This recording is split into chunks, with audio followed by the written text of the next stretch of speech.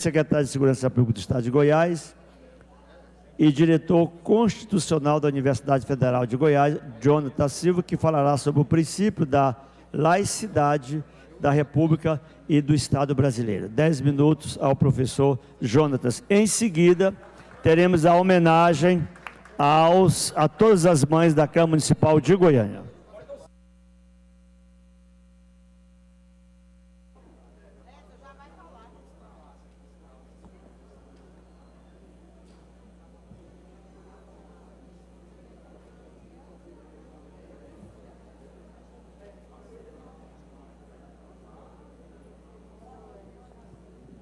Eu já posso falar? Como é que é?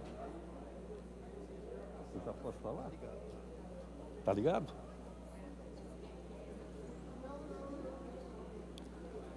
Eu já posso falar? Bom, eu gostaria de cumprimentar a todos de uma forma muito fraterna e quero cumprimentar o vereador Anselmo, que preside esta sessão, e todos os vereadores aqui presentes. Quero cumprimentar especialmente o vereador Mauro Rubem, a vereadora Ava, que me convidaram para essa sessão, essa tribuna livre. E convido e cumprimento também meu amigo Eliomar, que preside a Associação dos Egressos. Eu gostaria de começar essa minha fala afirmando que o conceito de república no Brasil precisa de ser repensado. E isso é uma questão histórica, porque quando a República foi proclamada, Aristides Lobo, que era um propagandista da República naquela época, disse que o povo assistiu bestializado à proclamação da República, pensando que fosse mais uma parada militar. Isso mostra a ausência de povo na discussão de temas tão importantes como a República, a questão democrática e os seus valores. Pois bem, quais são os sentidos do vocábulo república? Nós vamos ver que há vários sentidos, mas um dos sentidos mais importantes para o qual nós devemos atentar nesta sessão é no sentido da coisa pública, a república como a res pública. Isso significa que ela não é a república do Estado brasileiro, ela é a república do povo brasileiro, da coletividade, da comunidade. A Constituição diz no artigo 1º, a República Federativa do Brasil. Ela não diz República Federativa do Estado brasileiro. Pois bem, e gostaria de tratar desta questão na perspectiva da laicidade. Quando se fala hoje em um Estado laico, há uma confusão. E essa confusão é que o Estado laico é um Estado ateu. O conceito pós-moderno de laicidade não faz esse compromisso com o ateísmo. Laico, no sentido de que esse Estado é o defensor de todos os credos religiosos. Não há credo religioso que possa ter privilégios. Isso é fundamental nessa construção da laicidade pós-moderna. E, por outro lado, esse afastamento do ateísmo está claro quando o Constituinte, no preâmbulo da Constituição, diz que promulga a Constituição em nome de Deus. Veja que na história das constituições brasileiras, nós vamos encontrar duas que excepcionaram o nome de Deus. A Constituição Republicana de 1891 e a Constituição de 37 do Estado Novo. Essas duas constituições. E houve casos em que o Supremo Tribunal Federal teve de se manifestar sobre constituições estaduais que omitiram o nome de Deus. Por exemplo, a Constituição da Paraíba, que foi objeto de uma ação de inconstitucionalidade por omissão, para que o Constituinte incluísse o nome de Deus. Então há uma diferença muito grande entre Estado laico e Estado ateu. O Estado laico, ele protege todos os credos religiosos. O Estado laico, ele protege a chamada liberdade de crença, a liberdade de religião. Isso é fundamental. Agora, naturalmente, ele é laico no sentido de afastar certos privilégios que muitas vezes são concedidos à religião. Eu gostaria de dizer ainda, a Constituição de 88, ela não diz que a República é laica. A República Brasileira não é laica, mas ela mostra que 3 princípios são fundamentais quando você fala em laicismo do Estado. Primeiro, a secularização do poder político e a neutralidade do Estado perante as igrejas. Liberdade de consciência, religião e culto. Esse é um dos princípios do chamado Estado laico. Não é? Veja bem, então nós temos aí a secularização do poder político. Por outro lado, um outro princípio é a neutralidade do Estado. O Estado não pode ser confessional. Confessional, como alguns estados que nós temos no Oriente Médio, que em nome do profeta constitui-se o poder político. Não é? Esse é o Estado confessional. Então, ele tem que ter uma neutralidade. Por outro lado, a garantia da liberdade da consciência e da religião e do culto. Ora, a Constituição, ela trata disso nos chamados direitos fundamentais, e trata disso com clareza, quando ela diz especificamente sobre liberdade de culto, sobre liberdade de crença, sobre ninguém pode ser penalizado pela sua convicção religiosa ou filosófica. Ora, isso não acontecia no Império. No Império, quem poderia ocupar cargo público? Só quem confessava ser católico apostólico romano. Por quê? Porque tinha-se um Estado confessional.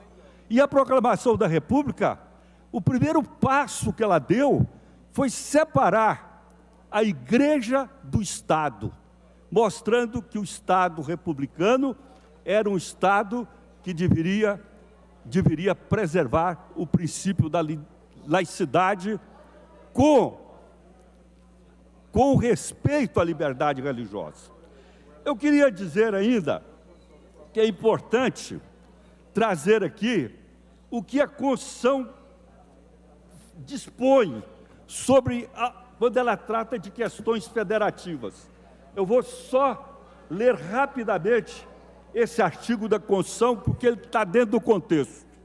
O artigo 19 diz: é vedada a União, aos estados, ao Distrito Federal e aos municípios estabelecer cultos religiosos ou igrejas, subvencioná-los, embaraçar-lhes o funcionamento ou manter com eles os seus representantes relações de dependência ou aliança, ressalvada na forma da lei, a colaboração de interesse público. Então veja que, apesar de não ter adjetivado a República como laica, a Constituição mostra que esse princípio da laicidade, ele perpassa todo o corpus, todo o texto constitucional. Além do mais, quando a Constituição trata da educação, e ela faz isso exatamente no artigo 210, no parágrafo 1º, ela assegura facultativamente o ensino religioso. Depois de dispor que a escola pública tem de ter uma gestão democrática, então ela assegura. E, por outro lado, ela ainda fala sobre um pluralismo pedagógico. E esse pluralismo pedagógico é responsável por compatibilizar. A mesa concede a Vossa Excelência a continuidade. Veja, então essa questão da laicidade do Estado é uma questão muito presente. Nós temos hoje uma preocupação com essa quebra do princípio da laicidade. Nós vimos, por exemplo, aquela matéria envolvendo o Ministério da Educação, em que 2 religiosos trabalhavam no sentido de liberar recursos do FNDE. Essa é uma questão que toca todos nós que queremos um Estado não ateu, mas um Estado que protege todas as religiões. Nós vimos também uma outra questão que surgiu na imprensa, essa preocupação do presidente em nomear um ministro que tem uma confissão religiosa para o Supremo Tribunal Federal. Ora, nós não temos um Estado confessional. O Estado protege todas as religiões. As instituições não podem ter uma cor de confessionalidade, porque isso quebra esse princípio, rompe com esse princípio e ofende um valor republicano fundamental que está claro no corpo da Constituição. Então eu gostaria de deixar aqui, para a nossa reflexão, nessa minha pequena intervenção, que, primeiro, secularização do poder, neutralidade em face das igrejas, o ensino religioso facultativo, isso é fundamental. E, por outro lado, essa diferença da laicidade numa concepção pós-moderna. Laicidade não significa ateísmo. Laicidade significa o Estado não confessional. O Estado não confessional, mas o Estado respeitando todas as religiões. Isso é o princípio constitucional e é um princípio republicano. Muito obrigado pela intervenção, senhor presidente. Obrigado. Professor Jonas, a mesa agradece Vossa Excelência pelo momento de reflexão sobre o princípio da laicidade da República. Quero pedir também ao vereador Mauro Rubens que breve encomende uma sinopse do estudo sobre lawfare. Eu tenho um livro escrito com alguns companheiros. Esse é o grande problema do século XXI. Exatamente. Eu gostaria que breve o senhor viesse aqui. Aí nesse dia eu lhe considero 20 minutos. Nunca se usou tanto isso para fazer essa perseguição aos agentes públicos nos tempos modernos. Então eu quero agradecer Vossa Excelência, agradecer Mauro Rubens. Questão de ordem, Vossa Excelência. Um segundo só, porque nós temos uma importante homenagem às mães nesse minuto, mas eu não poderia deixar de registrar a minha alegria e a satisfação de ouvir o professor Jonatas Silva, a pessoa democrata, e trata de um assunto extremamente importante. O Brasil está precisando dessas explicações diretas, com conteúdo, e mostrar que, de fato, a nossa República, ao se estar escrito a laicidade, ela garante, de fato, é o princípio que garante a liberdade religiosa, garante que cada um e cada uma consiga expressar a sua religião. E, ao mesmo tempo, mostrando o quanto a educação é fundamental e importante, e para isso ela tem que ter a liberdade de seu funcionamento, relação democrática. Sr. Jonas, seja sempre bem-vindo a essa casa, né? E lembrando, vereador Anselmo, que está presidindo aqui, tanto o senhor, a vereadora Ava, e quanto eu, também indicamos para falar sobre o Lawfare, né, a presença do ex-secretário Elias Rassi e também do ex-secretário Osmar Pires, que infelizmente não houve sessão de debate na quinta-feira de semana passada. Então seria uma boa oportunidade agregarmos também o professor Jonathan Silva. Então, professor, seja bem-vindo, prazer reencontrá-lo, muito obrigado pelas explicações e por nos esclarecer mais. Excelência, que pudesse ficar mais um minuto, vereador Leandro, sobre o assunto. Questão de ordem. Presidente Anselmo Pereira, vereador Mauro Rubio, não poderia deixar de manifestar agora há pouco, falei agora há pouco do Dr. Jonathan Silva e disse para ele que ele é uma grande referência. Como gestor público, uma pessoa que ocupou vários cargos importantes do Estado e, mais do que isso, um intelectual que escreve sempre para os jornais e para a sociedade. Hoje, usando a tribuna livre, manifesta um pouco dos pensamentos que nós, enquanto vereadores, temos que defender cada vez mais os valores da cidade. Parabéns, secretário. Vereador, quero que Vossa Excelência acrescente nesse seu elogio a honra que tive de ser aluno do professor Jonathan Silva. Aluno de sala de aula. Talvez ele me ensinou alguma coisa do processo legislativo, até porque eu estou perpetuando aqui há 42 anos, deve ter sido um bom professor. Agradeço Vossa Excelência e está o pedido. É sobre esse assunto, vereador? Com todo prazer, vereador Ava. Mas aí está o pedido, Anselmo, Mauro Rubem, Ava Santiago, para o senhor preparar sobre o Instituto Pernicioso do Lawfare. Sendo muito breve também em respeito às mães que estão aqui para serem homenageadas, mas eu não poderia deixar de celebrar a sua presença nesse parlamento hoje. A sua trajetória engrandece muito os valores democráticos na nossa cidade e contar para o senhor que assim que o senhor subiu à tribuna, nosso querido Vicente chegou aqui no meu ouvido e falou: parabéns por convidar essa sumidade que foi meu professor na graduação e na pós-graduação. E mais importante ainda, é num período de recrudescimento de valores antidemocráticos e de pessoas que, munidas de uma sede desgovernada de poder, querem transformar o nosso país numa teocracia, que o senhor faça essa fala divisora de entendimento. Eu sou uma mulher evangélica da Assembleia de Deus, em defesa da laicidade, porque eu não suportaria viver em um país em que a minha fé fosse perseguida, assim como não acho que os cristãos devam suportar a perseguição dos cultos de quaisquer outras matrizes religiosas. Nesse sentido, sou grata ao senhor, não só pela sua fala hoje, mas por cada passo na sua trajetória, que muitos aqui, sem saber, foram alcançadas por ela e engrandecidas pelo seu trabalho. Muito obrigada, volte sempre à Câmara de Goiânia. Eu saio aqui, né?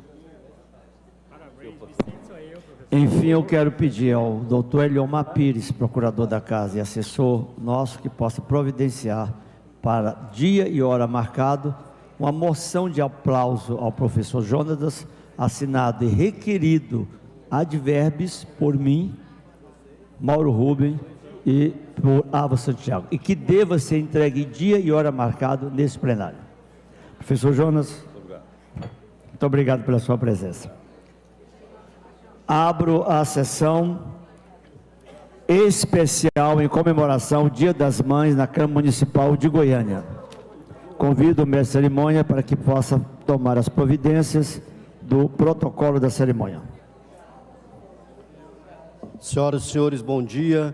Em nome da Câmara Municipal de Goiânia, nós damos as boas-vindas a todos nesta sessão em comemoração ao Dia das Mães da Câmara, proposta pelo presidente desta Casa de Leis, vereador Romário Policarpo. E para presidir a mesa desta sessão, nós convidamos o primeiro secretário desta Casa de Leis, vereador Anselmo Pereira.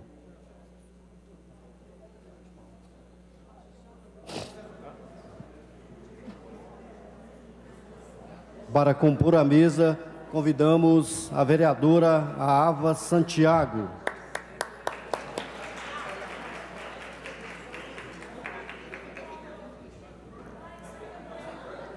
A vereadora Leia Clébia.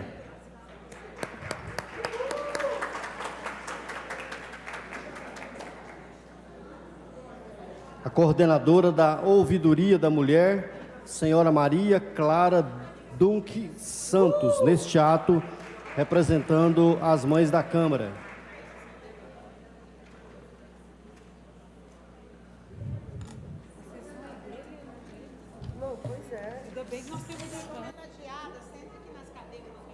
A mesa solicita a todos os presentes, principalmente as mães homenageadas, que possam ocupar as cadeiras dos ilustres vereadores por deferência ao Dia das Mães na Câmara Municipal de Goiânia.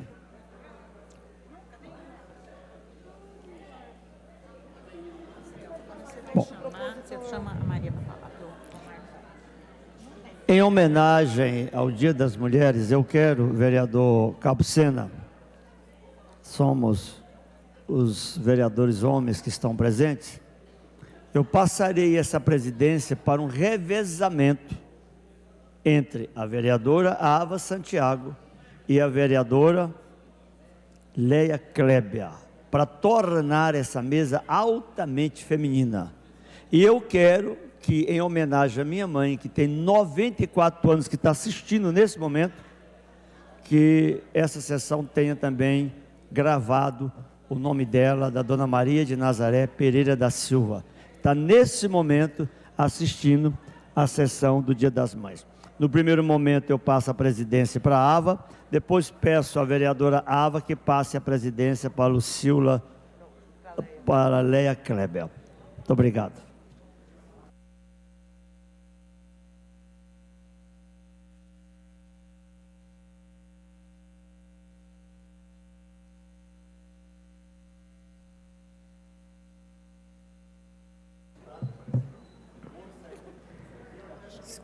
Esperando as mãezinhas se alojarem nas cadeiras. Vereadora Leia, que coisa maravilhosa, né? Olhar para essas cadeiras do parlamento e vê-las repletas de mães. E eu olho para vocês que estão aí, e para a vereadora Leia, que está ao meu lado, para Maria Clara, duas mães que eu respeito muito, que eu admiro muito, e penso quão melhor será a vida na nossa cidade, quão melhor será a vida do nosso país, quando as cadeiras do parlamento forem, de fato, ocupadas por mulheres que são mães. Porque só nós, só cada uma de nós, que teve o nosso ventre ocupado, rasgado pelo poder de gerar alguém, sabemos quais são os desdobramentos dessa jornada que nos acompanhará até o final de nossas vidas. Depois que uma mulher se torna mãe, não tem como deixar de ser. E aí, é por isso, então, que o parlamento precisa nos enxergar enquanto a maior força motora desse país. Nós, mães trabalhadoras, sustentamos mais da metade dos lares brasileiros. É por isso que nós precisamos, daqui a um tempo curto, vereadora, ser pelo menos metade das cadeiras do parlamento. Dizendo isso, eu convido com muito amor, com muito respeito, a minha amiga, doutoranda, roqueira, gótica suave, pesquisadora de gênero e coordenadora da Ouvidoria da Mulher, a mãe da Greta, a minha amiga Maria Clara Dunque, para usar a tribuna.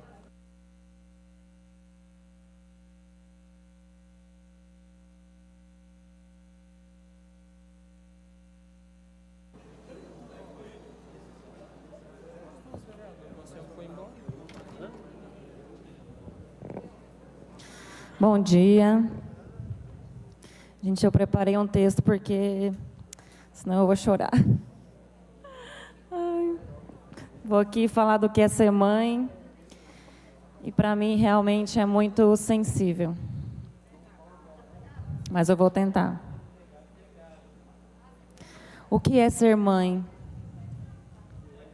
Se alguém chegasse aqui agora e perguntasse a cada uma de vocês, mães, o que é ser mãe?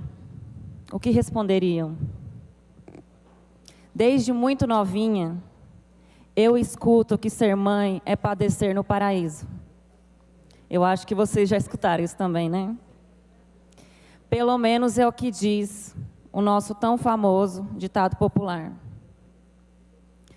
E é uma coisa que eu escutava direto, principalmente de mães. Mas eu nunca tinha parado para pensar realmente o que isso significa até ser mãe. Padecer no paraíso traz a ideia de que ter filhos é finalmente chegar lá, ao tão sonhado e esperado paraíso.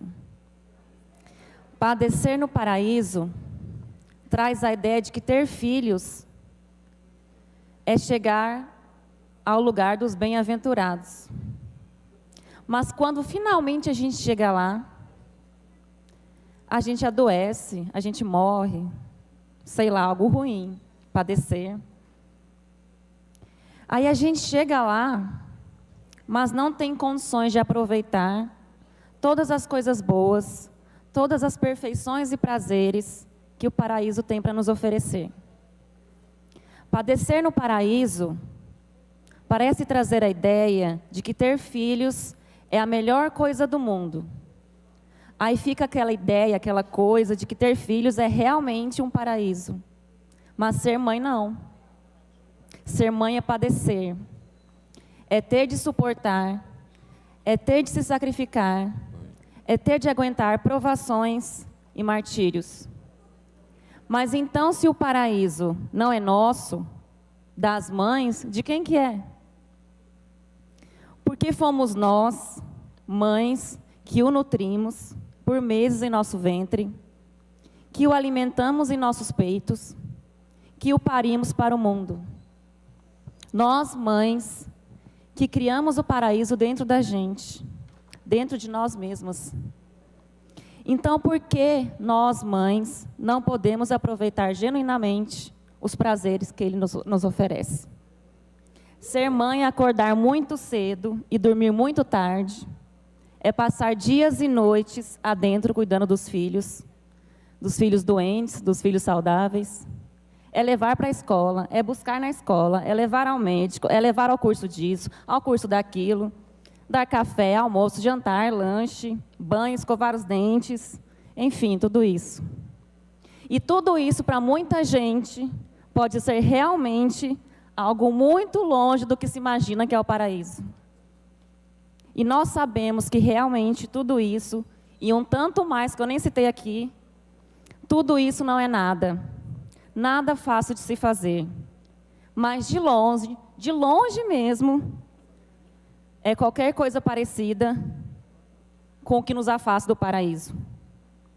O que nos afasta do paraíso mesmo, o que nos nega o direito dos prazeres do paraíso, é sermos mãe e fazemos parte de estimativas como a de que 5 milhões de brasileiros não têm o nome do pai na certidão de nascimento.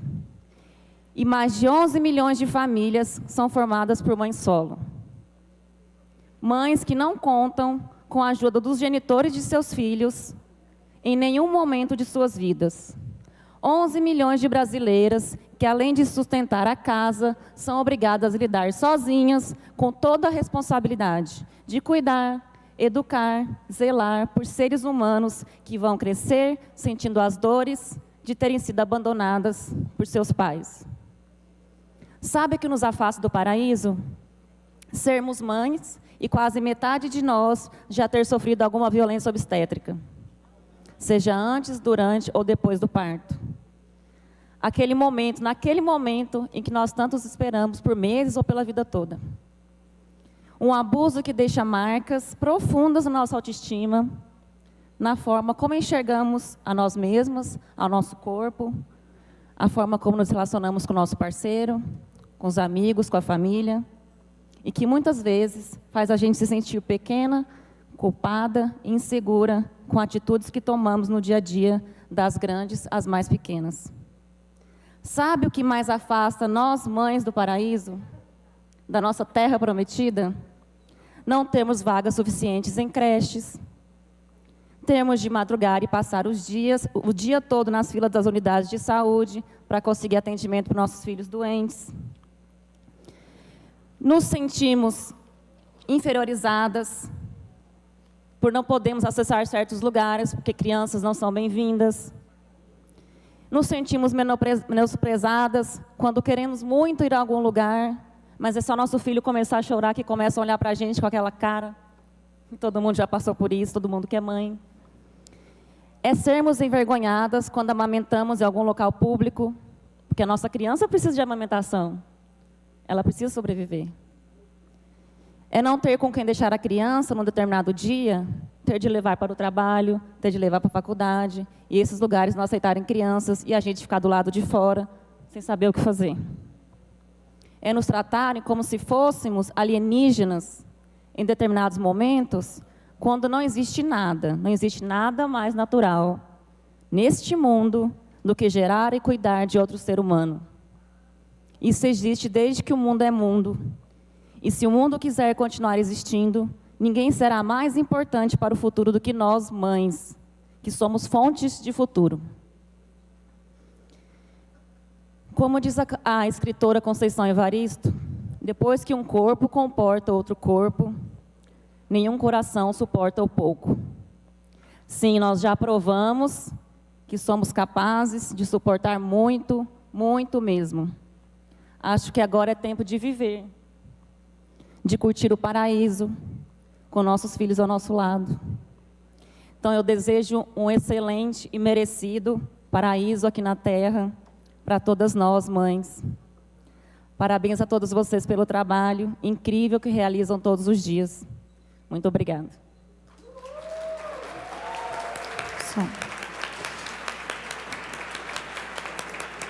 Bom dia a todos, né? Especialmente as mães que estão aqui a serem homenageadas nessa sessão tão grande que hoje a Câmara para poder prestar essa homenagem. Queremos agradecer o cerimonial que propôs, né, que esteve empenhado na realização dessa sessão, e o SESMIT também. E eu quero apenas deixar aqui as minhas felicitações e dizer a todas vocês que me sinto honrada, né, por ser mãe. Por 9 anos, eu casei muito jovem, aos 18 anos, e por 9 anos eu tentei engravidar e realmente era impossível para que eu, a Leia, pudesse gerar. Mas com a graça de Deus, com o milagre da parte dele, eu gerei um filho homem, Rejane, e hoje ele tem 12 anos de idade. E louvo muito a Deus pelo privilégio que ele me deu em ser mãe. E encontro no Jorge Vitor muito amor, muita ternura, ele me realiza enquanto mãe. E por essa dádiva que o Senhor me presenteou e me permitiu zelar e cuidar de um anjo dele que ele trouxe a essa terra, é que eu deixo aqui as minhas considerações a todas vocês. E eu quero só lembrar em uma passagem bíblica, quando uma caravana da morte e encontra uma caravana da Bíblia, uma caravana da vida, melhor dizendo, quando aquela mulher, a viúva de Naim, estava indo sepultar o seu filho, ela encontra uma multidão, e essa multidão acompanhava Jesus Cristo. E quando Jesus olha para aquela mulher, o seu único filho, Jesus compadece dela e diz para ela: não chores. Jesus compadeceu daquela mãe que havia perdido o filho. Portanto, Jesus então ressuscita o filho daquela mulher. E o que eu quero dizer para você nessa manhã é que, se algum momento nós encontrarmos dificuldades com os nossos filhos, em orientá-los, em mostrar o caminho da verdade, nós possamos clamar por Jesus, porque Ele estará me iluminando e te iluminando a estar dando direção e assim orientando os nossos filhos a serem homens de bem, cidadão de bem, e assim valorizando o próximo, assim como Jesus nos instruiu enquanto fez-se homem na terra. Então, parabéns a todas vocês, a todas nós que somos mães. E nessa oportunidade nós queremos convidar o João Paulo Galvão, filho da Luciene, que está aqui, a prestar uma homenagem. Obrigado. Gostaria primeiramente de agradecer a Deus, porque não estaríamos aqui se não fosse por Ele. E agradecer excelentíssimo vereador Cabo Sena. É fácil falar da minha mãe, porque quem a conhece sabe da sua luta. Como mãe e como mulher, passou muita dificuldade na infância. Eu ali de perto, desde pequeno, vi sua bravura, sua disposição. Tenho orgulho de você, mãe. Hoje, mãe, é uma honra ser seu filho. A senhora é um exemplo a ser seguido. Te amo infinitamente.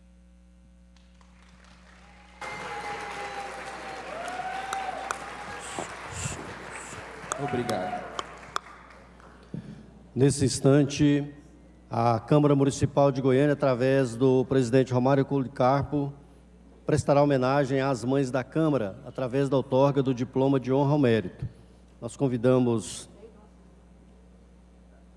as vereadoras para se postarem junto ao pavilhão das bandeiras para a entrega dos diplomas de homenagem.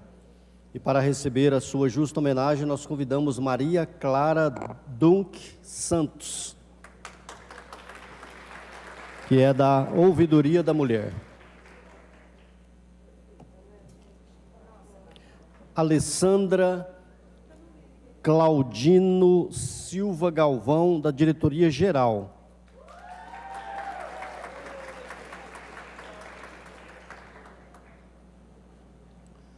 Aparecida Mármara Costa, da Diretoria Legislativa.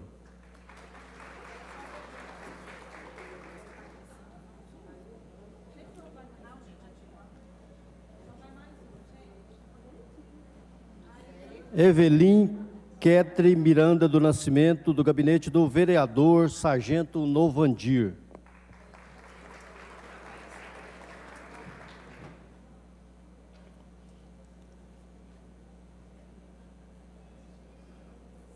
Flávia da Silva Gomes de Castro, da Procuradoria Geral.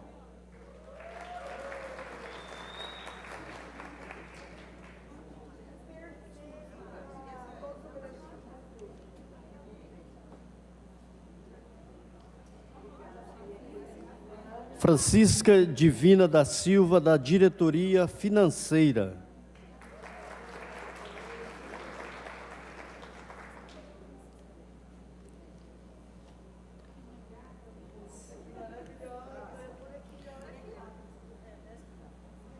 Ellen Rúbia Pereira, do gabinete do vereador Anderson Salles.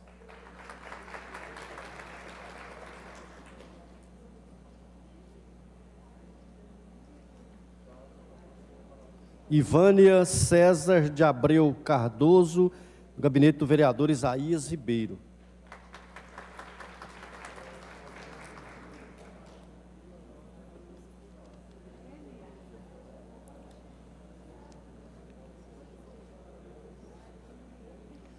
Lindalva de Fátima Xavier Torres Lima, da Diretoria do Controle Interno.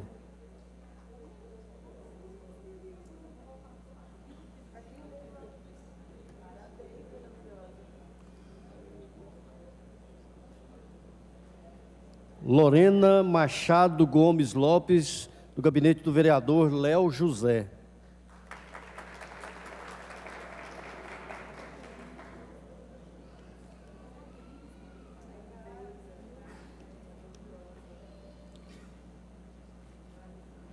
Luciene de Brito Galvão Alves, do gabinete do vereador Cabo Sena.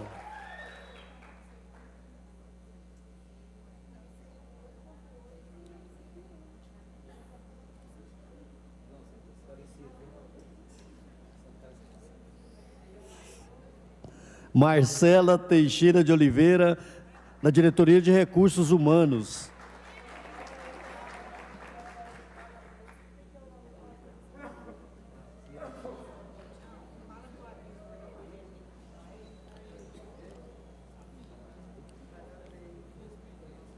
Maria Lúcia da Silva, do gabinete do vereador Paulo Henrique.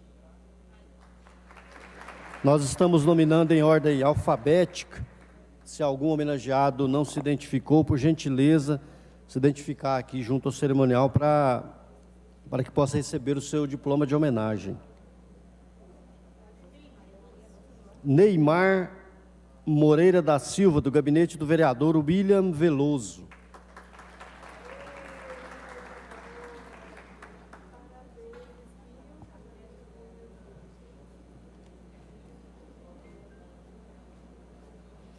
Késia de Alcântara Guimarães Leite, da Diretoria de Comunicação.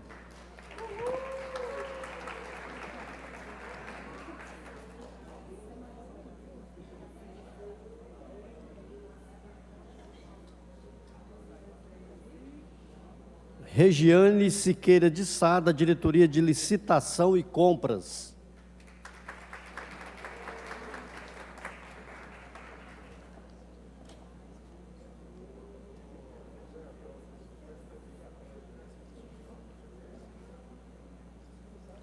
Roseli Aparecida de Lazari Parravano, do gabinete da vereadora Lucíula do Recanto.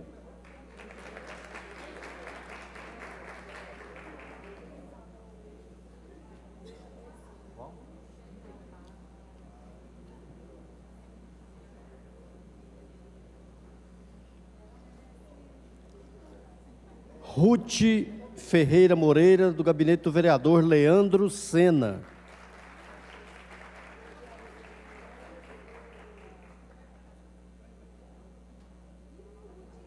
Sandra Silene Silva, do gabinete do vereador Mauro Rubem.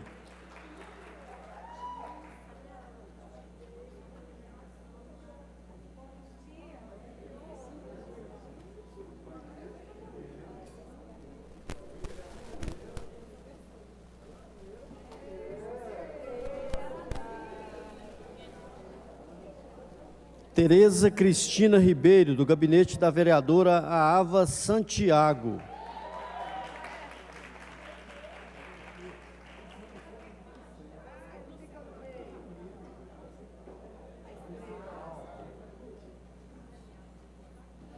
Vilda Alves Diniz, do gabinete do vereador Tialo Guiotti.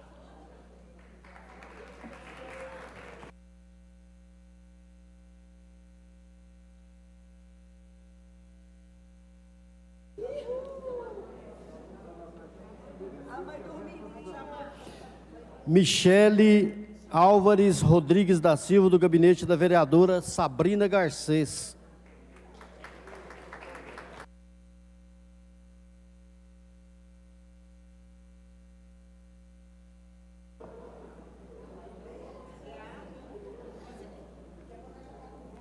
Vanilza Alves Gontijo Pimenta, gabinete do vereador Ronilson Reis.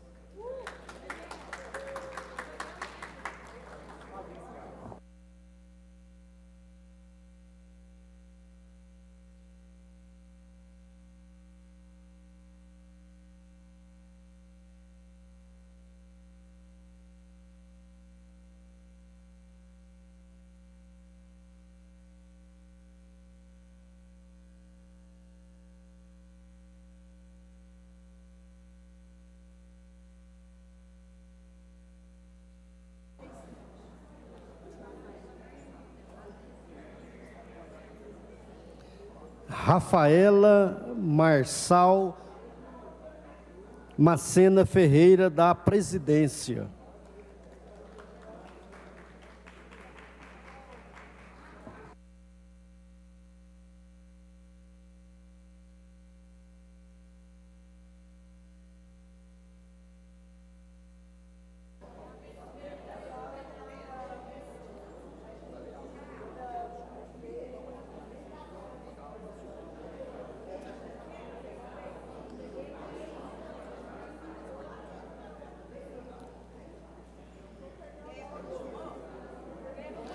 Débora Flores da Silva Oliveira, do gabinete da vereadora Leia Clébia.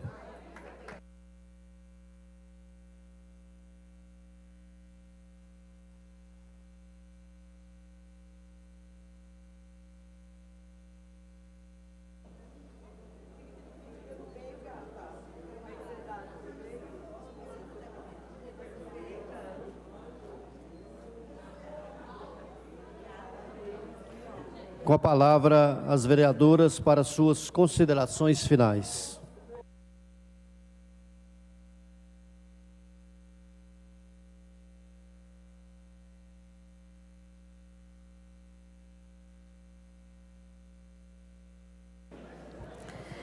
Queremos agradecer a participação de todos aqui presentes e declaramos encerrada essa sessão especial. E queremos informar que as fotos tiradas nessa sessão serão disponibilizadas no site da Câmara Municipal.